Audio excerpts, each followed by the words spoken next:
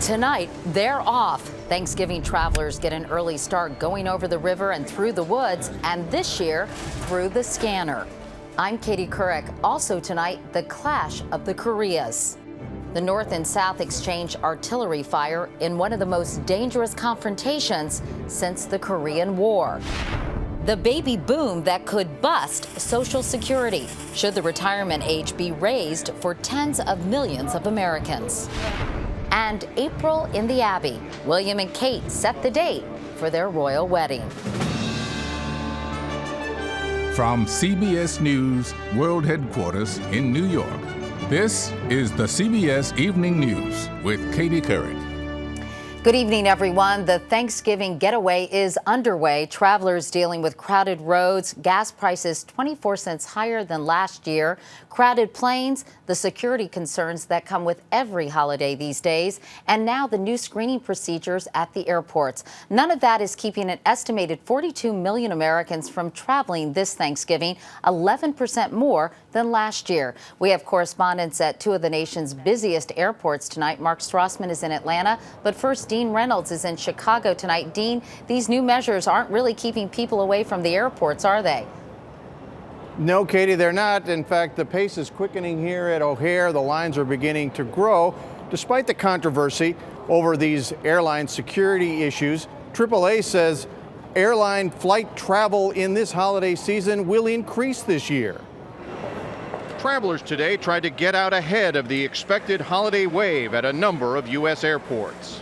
And you've got pent-up travel demand for people that didn't take their trip last year. And though air travel is projected to be up 3.5% this time around, few delays were reported over much of the country, this afternoon at least. But everything's fully staffed and ready to go, and things are going rather well. The weather was cooperating for those hitting the roads, rails, or runways. But airport officials were bracing for criticism of the enhanced security measures now in place. The vast majority of travelers took it all in stride. I think people are making a big fuss over nothing, really. But others disagreed. Only my husband and can see my body. The TSA says that at most only 3% of travelers are getting patted down, roughly 60,000 out of 2 million a day. But an online protest campaign is causing concerns. Businessman Brian Sodergren is urging travelers to opt out of the 10-second body scan and insist on a slower pat-down as a way to gum up a system he finds invasive and unnecessary. And how much are we willing to let government poke and prod us, and are we willing to let them see under our clothes just because we bought a plane ticket? Sodergren says he'll drive this Thanksgiving rather than submit to the TSA rules. But air travelers worry that if some flyers do what he wants, it could make a bad situation worse. And I would be more frustrated with the people that are planning the boycott than actually the security itself just to get done. We all want to go home. And that's why Robert Himes traveled from Pennsylvania to Wisconsin by car. We've been through airports before with our kids, but the hassle through the airport with kids is quite a bit. To expedite things at the airport, the TSA announced today that flight attendants will not have to submit to those enhanced security measures the rest of us will have to go through. Pilots were exempted last Friday. Katie? Dean Reynolds at Chicago's O'Hare Airport tonight. Dean, thank you. 69 airports all across the country are now equipped with those body scanners. Homeland Security reported today that 99% of passengers singled out for a scanning agreed to it rather than undergo a pat-down. And Mark Strassman tells us most Americans support this kind of screening if that's what it takes to stop a terrorist. This is terrorist Mohammed Atta the morning of 9/11, going through airport security in Portland, Maine. I'm staring at him and he's staring back at me. Gate agent Mike Toohey handed Atta his boarding pass and is haunted by a gut feeling he had about the terrorist. Hours later, Atta piloted a hijacked plane into the World Trade Center. They only have to succeed one time.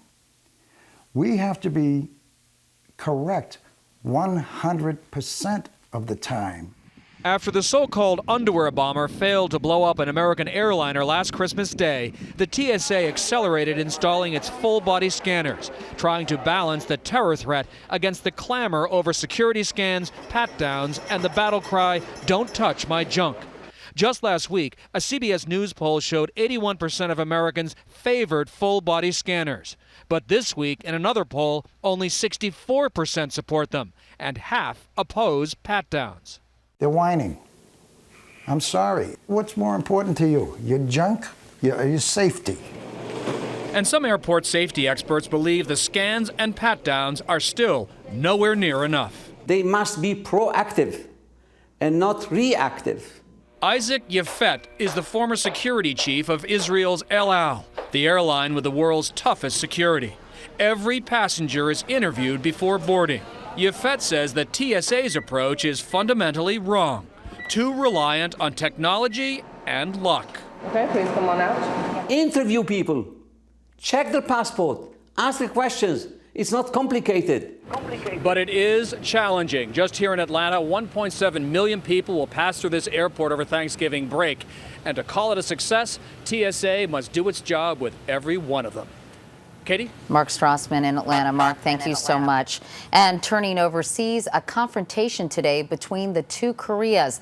They fired artillery shells at each other after the North warned the South to stop military drills near their sea border. 2 South Koreans were killed and 18 were wounded. The White House blames the North and says President Obama is, quote, outraged. Late today, his national security team met to discuss how to respond. Celia Hatton has more on the clash between the Koreas. Residents on the South Korean island of Yeongpyeong ran for their lives as North and South Korea exchanged artillery fire for an hour.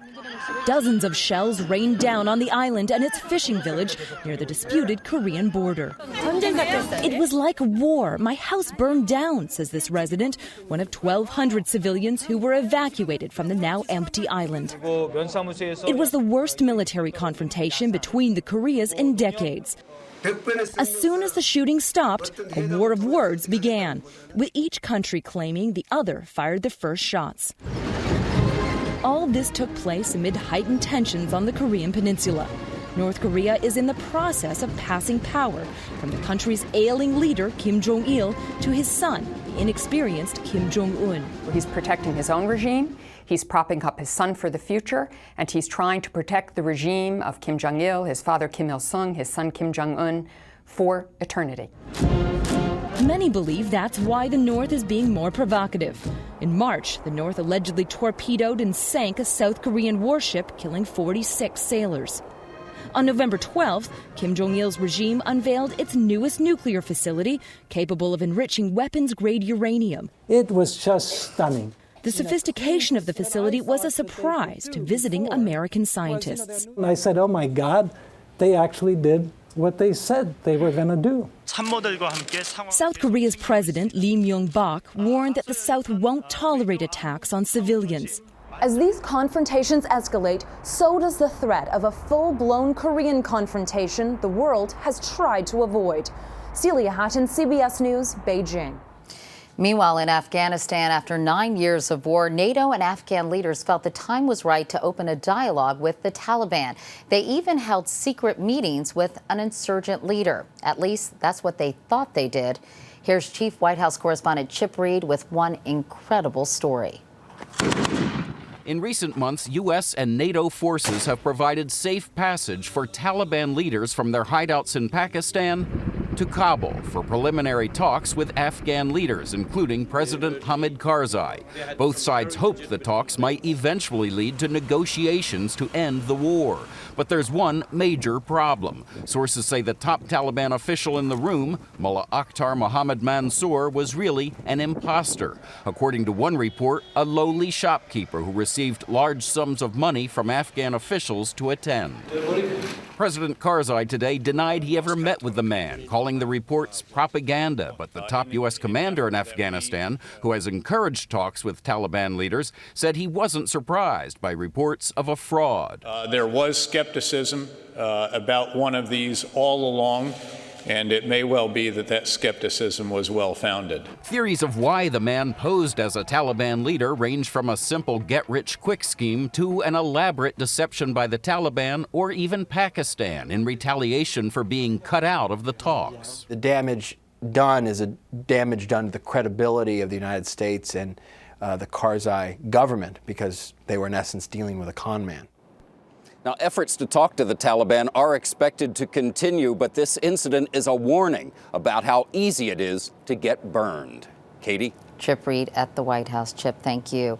In health news, an exciting development in the battle against AIDS. A new study finds Truvada, a pill that treats HIV infection, can also prevent the virus from spreading. Researchers say giving Truvada to high-risk men, along with counseling and condom use, reduce their risk of getting HIV by an average of 44%.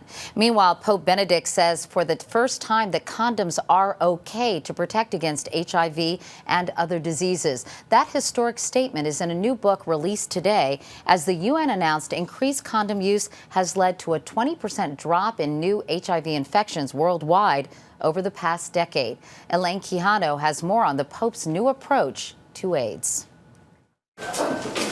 In Kenya, where more than 1 million people are infected with HIV, residents cheered the Pope's recent remarks that using condoms to prevent spreading HIV/AIDS could be a responsible choice. AIDS is real. I think the Pope and the entire Catholic leadership has realized that. In nomine Patris. A top Vatican official was careful to say the Pope was tackling the issue of condoms as disease prevention, not birth control. In the book Light of the World, Pope Benedict says, in the case of some individuals, this can be a first step in the direction of a moralization, a first assumption of responsibility. What the Pope says about condom use doesn't really represent a change in church teaching, because the real ban on contraception is really for married couples. Analysts say the church has never formally addressed the issue of contraception outside marriage, making the Pope's comments especially important. What this does is it says, well, maybe if you have a different intention when using a condom, that's in a different moral category, and we can maybe think differently about that. That's the new conversation that we will likely have. Because up until this point, that wasn't even something that was publicly discussed as a possibility. Not by the Pope. Given the AIDS crisis, critics have argued the Church's disapproval of condom use was morally wrong. But now public health advocates worldwide are applauding the Pope's comments, hoping a more open dialogue might save more lives. Elaine Quijano, CBS News, New York. And coming up next, saving Social Security. Is the answer raising the retirement age to almost 70? And later, springtime in London. Where to go if you're invited to that royal wedding.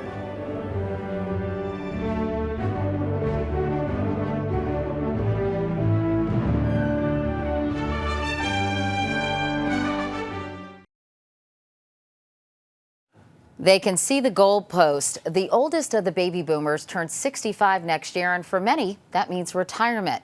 As more boomers pack it in, the number of Americans collecting Social Security retirement benefits is projected to double over the next 25 years to more than 76 million. The system won't be able to handle the strain without a major overhaul. Tonight, in partnership with USA Today, Anthony Mason continues our series, Senior Moment. Social Security pays out more than $700 billion a year, but the system is headed for a crisis. Americans are living longer, but they're retiring earlier and saving less. Something in that equation has to give. With 70 million baby boomers headed towards retirement, the government is confronting a painful reality. We as a country have made promises we can't keep. Erskine Bowles and Alan Simpson, co-chairs of the President's Bipartisan Deficit Commission, have proposed gradually raising the retirement age, now 66, to 69, igniting a debate on Capitol Hill. Congress may argue over how to reform the system, but there's no debate we're running out of time. Under current projections, in just 27 years, Social Security won't have enough money coming in to pay out benefits to everyone who's eligible. Today, there are nearly 3 workers for each Social Security beneficiary. By 2035, there will be only 2.1. This Social Security measure. FDR signed the Social Security Act into law in 1935. What he wanted to do was to establish a principle that somehow, if people had worked all their lives, we, the Americans, owed them security. Historian Doris Kearns-Goodwin says another intention was to get older workers to retire so younger workers could get jobs. It's ironic that today we're in the opposite direction in wanting the older people to work longer so that we can afford to keep paying them. Social Security was originally designed as insurance against poverty for people in old age. Today, Social Security is paying more and more benefits to people who are essentially middle-aged and middle or high income. In 1950, the typical retiree didn't claim Social Security until age 68. Today, the average claiming age is 63, when typically a retiree has another 20 years to live. Do you think we have to raise the retirement age? Well, I think it's one of the easier things to do to make this thing work, but we shouldn't do it on current seniors. Wisconsin Republican Paul Ryan will head the House Budget Committee in the next Congress. After the retirement age reaches 67, what I would propose is to have the retirement age pegged to longevity.